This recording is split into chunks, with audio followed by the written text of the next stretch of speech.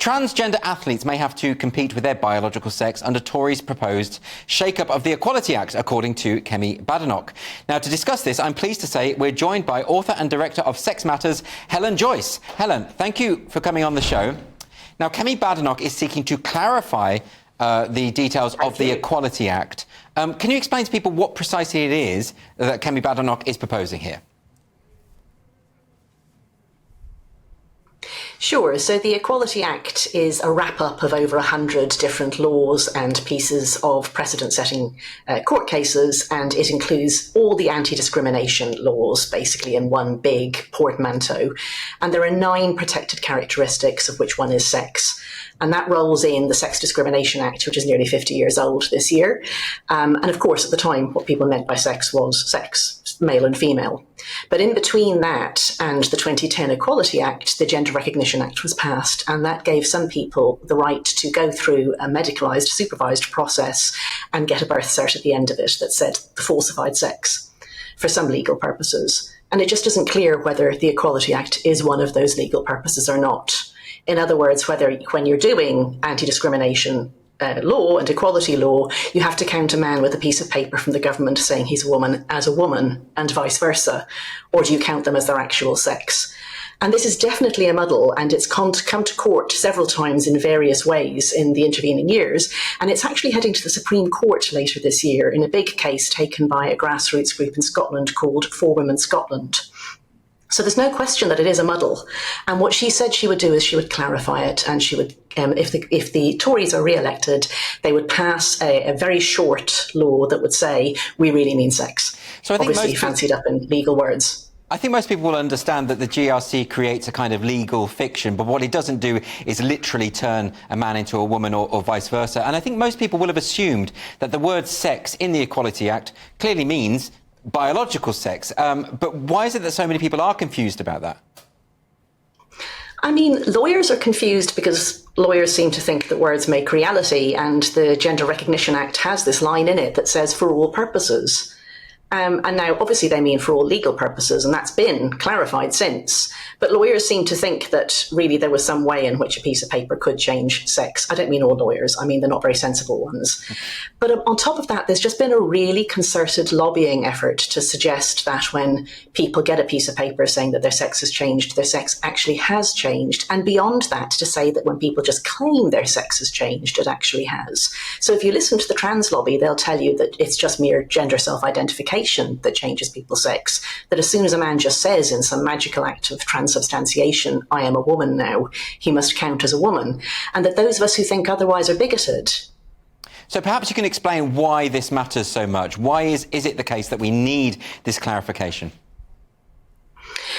Well, unclear law is bad law, and this is the law that not only governs all anti-discrimination and equality law, but it also is the law that has some exceptions written into it for when you are allowed to discriminate. Because, for example, schools can discriminate on the basis of age. They couldn't operate otherwise.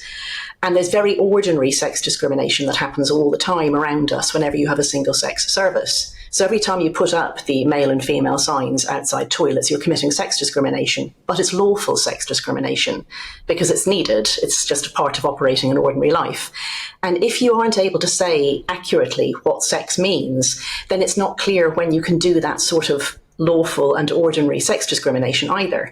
And you need to do it if you want to have a single-sex service, not just toilets and changing rooms, but also rape crisis centres, domestic violence shelters. Sport is actually dealt with through a different mechanism within the Equality Act, but also single-sex sports. And all of these things matter very much for women. And in the last few years, anyone trying to run these things, which have been, very ordinary things for everybody to have for a long time, have become afraid they're going to get sued. They're going to get sued by some man who wants to go into the ladies. And they don't know what to do. They don't understand the law. It's complex. They've been misinformed by the lobbyists.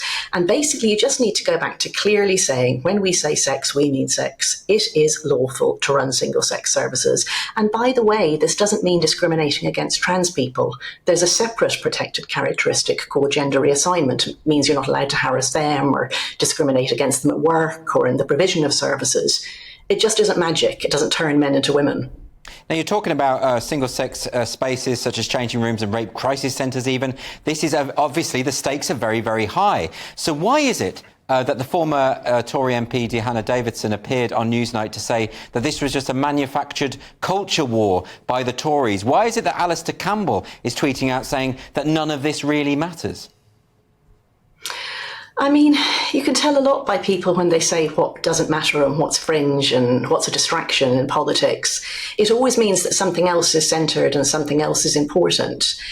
And it doesn't take very long to think that women can't live safely and comfortably in public life if there aren't reliable single-sex services. And it doesn't take very long to think that women who are in dire situations, women who need rape crisis centres, or God forbid, women who've had to go to jail, need single-sex provision.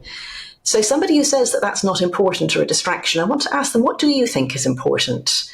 And what do you think is a distraction from? Because all I can think of is that you think that men are important, or that not listening to women is important, or that women's voices are a distraction. I don't think very well of anyone who just brushes away these issues to do with vulnerable women, the neediest women, the women who can't just buy their way out of difficult situations like middle-class women can and professional women can, and just writes it off as a distraction. I suppose all I can think is that they're misinterpreting the situation, and they think that what Kemi Badenoch is asking for is some kind of a curbing of the rights of trans-identified individuals.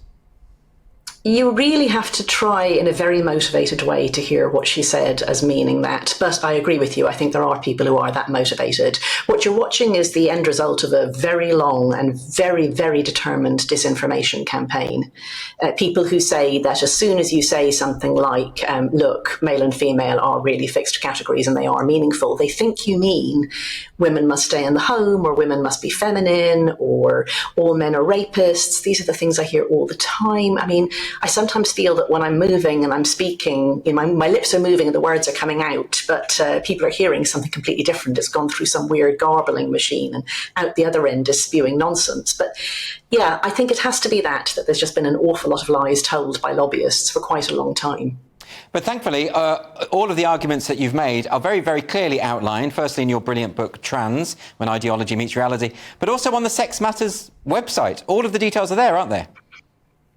Yeah, I mean, politicians are busy people, and they do, unfortunately, still think that the organisations that used to do such good work for gay rights, like Stonewall, are still reliable. So, they're always trying to find out in 3 minutes or less what to say about some issue. And, Stonewall tells you that this is a dog whistle, that it's coded attack on trans people, that it's the, gay rights 2.0 is what it is to have gender self-ID, and that those of us who oppose it are like, the Section 28 lot or something, and then you're on to the next topic. So yeah, politicians can really easily fall for the fact that these organisations were once very reliable and now they aren't. And can I finally ask you, Helen, in the wake of the Cass review, a lot of people have had their eyes opened as to the extent of the problem here and why the recognition of biological sex is so important for basic human rights. But it hasn't necessarily caught on in countries like Canada. It's struggling over there in America. Do you think that there will be a sea change that has originated here in the UK? Yeah, we're definitely ahead of the rest of the world on this. But of course, in some places, we're still going backwards. I mean, we're seeing moves in Wales and Scotland, for example, really in the opposite direction. And it just takes an awfully long time. Like this has been 30 years and more in the making, this particular bit of nonsense. And I'm afraid it could take really a long time to fight it back again. Yes, OK, we're leading, but our gains are not enormous compared with the amount of capture there's been. And there's an awful lot more work to do. And in the meantime, stuff is coming in from the European Union, it's coming in from the US via multinational companies and the like.